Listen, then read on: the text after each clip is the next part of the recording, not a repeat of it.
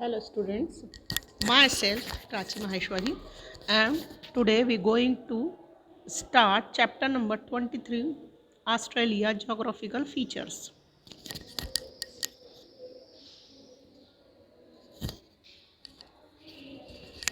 यदि मैं ऑस्ट्रेलिया को मैप में देखा जाए बेटा, विश्व का एक छोटा सा महाद्वीप है ऑस्ट्रेलिया। एक छोटा सा कॉन्टिनेंट है। जितने कॉन्टिनेंट है 7, उनमें से सबसे छोटा कॉन्टिनेंट ऑस्ट्रेलिया, जो कि आपको यहाँ पर नज़र आ रहा है मैप में। Australia lies entire in the southern hemisphere में है and is the smallest continent of the world, located in Indian ocean and Pacific ocean. आज प्रशांत महासागर व हिंद महासागर के में स्थित है। क्षेत्रफल की दृष्टि से सबसे छोटा महाद्वीप है। ऑस्ट्रेलिया, तस्मानिया, न्यूजीलैंड तथा आसपास के द्वीपों को मिलाकर ऑस्ट्रेलिया का भौगोलिक स्वरूप ओशिनिया महाद्वीप के नाम से जाना जाता है, या ओशनिक कॉन्टिनेंट इसीलिए कहा जाता है। The continent is surrounded by the oceans from all sides. यदि ये मैप देखा जाए बेटा, तो इसके अंदर जो मकर रेखा इसके मध्य से होकर गुजरती है ना। इस महाद्वीप के प्रधान स्थल खंड ऑस्ट्रेलिया का जो लॉन्ग ईस्टर्न लेटीट्यूड है, जो between 10 degree south to 39 degree south latitude and 113 degree east to 153 degree east longitude में स्थित है। The tropic of Capricorn bisects into two equal parts. The continent is surrounded by the ocean.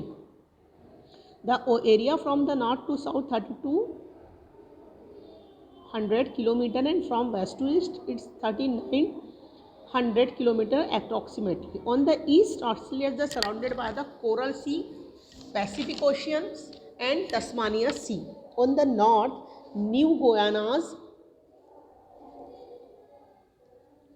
in the north, New Guiana Island, Bay of Carpentria, Timor Sea and the Arafura Sea.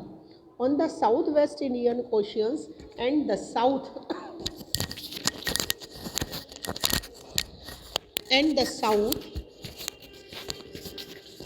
Indian Ocean and the southeast lies the Tasmania Island. New Zealand and the Fiji Island in east.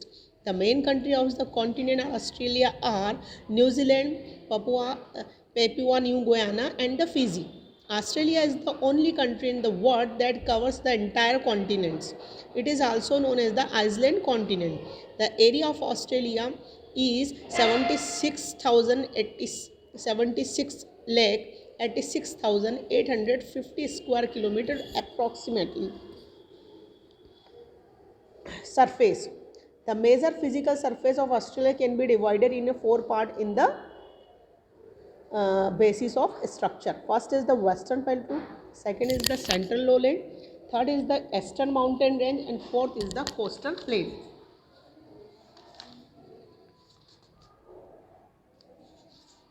इसको हम कह सकते हैं पश्चिमी पठार, मध्यवर्ती निम्न भूमियाँ, पूर्वी पर्वत श्रेणियाँ व तटीय मैदान। The western plateaus.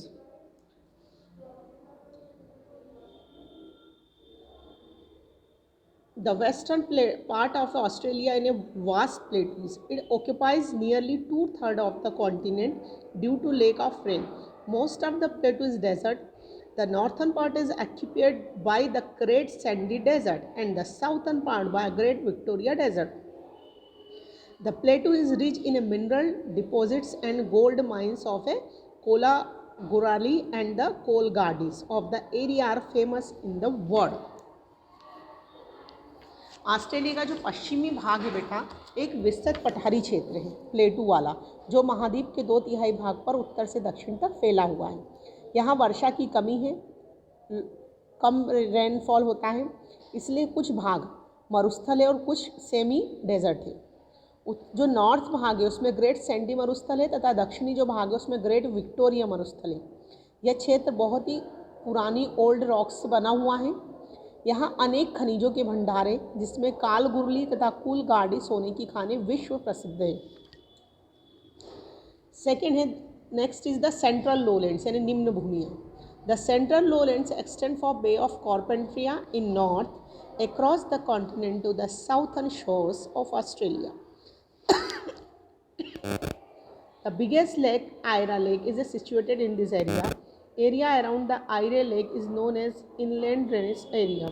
The inland drainage is the system in which rivers flowing fall in some water areas there instead of falling into sea. Murray and Darling are the major river of Australia. पश्चिमी पठार और पूर्वी पर्वत श्रेणियों के मध्य एक बड़ा मैदान है। यह मैदान नॉर्थ में कारपेंटर की खाड़ी से लेकर दक्षिण में ऑस्ट्रेलिया के दक्षिण तटीय क्षेत्र तक फैला हुआ है। इस निम्न भूमि क्षेत्र में कई नदियां फ्लो कर रही हैं, लेकिन उनमें से अधिकांश नदियां समुद्र तक न पहुंचकर छोटी छोटी झीलों में गिरती है। इसी झील को इस महाद्वीप की सबसे बड़ी आयर झील भी कहते हैं। इस मध्यवर्ती निम्न भूमि आयर झील के चारों ओर का बहुत बड़ा भाग अप्पा क्षेत्र के रूप में जाना जाता है, जिसको हम कहते हैं द इनलैंड ड्रेनेज सिस्टम, जिसमें बहने वाली नदियों का पानी समुद्र तक नहीं पहुंचकर उसी क्षेत्र के किसी जलीय क्षेत्र में मिल जाता है। मर्रे एवं डार्लिंग ऑस्ट्रेलिया की बहुत प्रमुख नदियां हैं। ये दोनों नदियां समुद्र में गिरती हैं। मैदान के दक्षिण पूर्वी भाग में आर्जियन बेसिन है।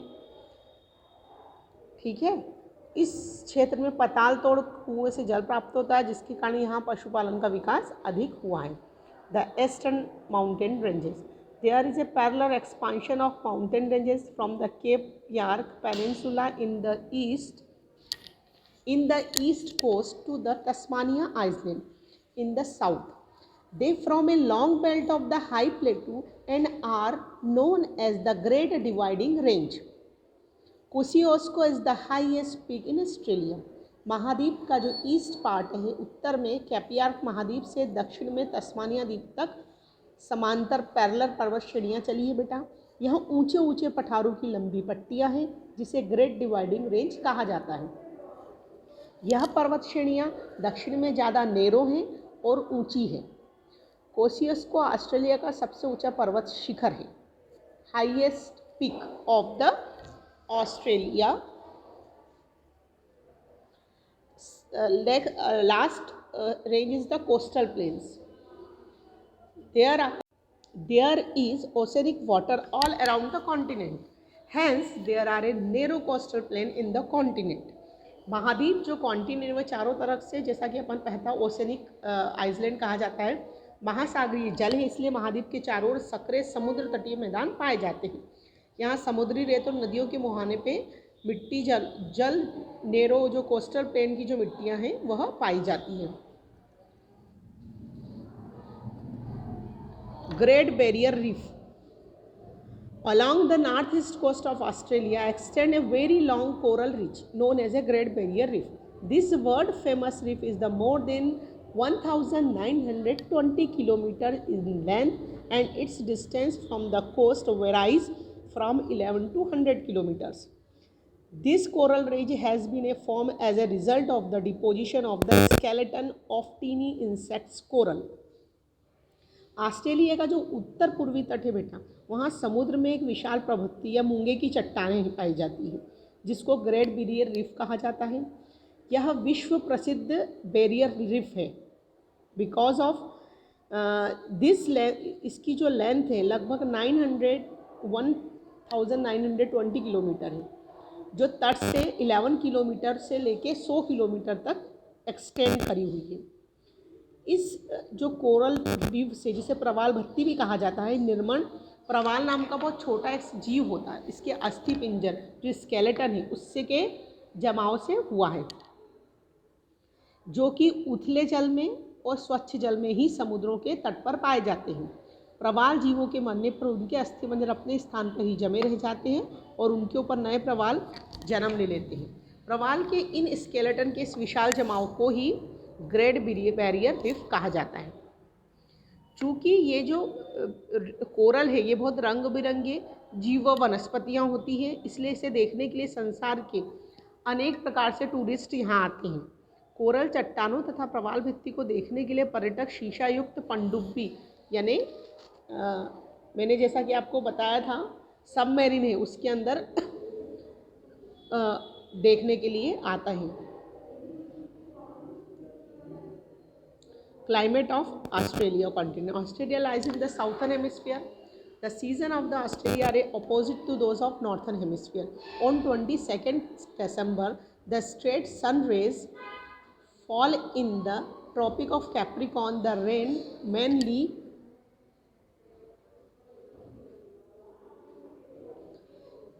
mainly uh, mountain ranges get a very heavy rainfall, while the central and western part of remain dry. The western Australia is a vast desert. Australia चूँकि साउथर्न हेमिस्फीयर में स्थित है बेटा, इसलिए यहाँ पर उत्तरी जो गोलार्ध है, नॉर्थ हेमिस्फीयर और साउथ हेमिस्फीयर दोनों की जो एटमॉस्फेयर क्लाइमेट दोनों चेंज है। जब भारत उत्तरी गोलार्ध में है तो ग्रीष्म ऋतु होती है, उस समय ऑस्ट्रेलिया में शीत ऋतु होती है। ऑस्ट्रेलिया में वर्षा मुख्यतः दक्षिण पूर्वी उत्तरी तटीय क्षेत्रों में मानसूनी हवाएं तथा दक्षिणी तटीय क्षेत्रों में विशेषकर तस्मानिया द्वीप में पछुआ हवाएं द्वारा वर्षा होती है। यहाँ पर वेजिटेशन एवं Australia continent. The vegetation are found in Australia as per rain distribution. The vegetation are found in Australia as per rain distribution. The coastal areas which receive heavy rain have a long trees and forests. The important trees that grow in this forest: deodar, date, bamboo, and the bottle. The eucalyptus is the main tree of Australian forest. There are over 500 species of eucalyptus. The central region of Australia receive little rainfall, so they have a trees and grass quality. Wildlife of Australia continent. Lots of kangaroos are found in this region. Also, kangaroo is the national animal of Australia.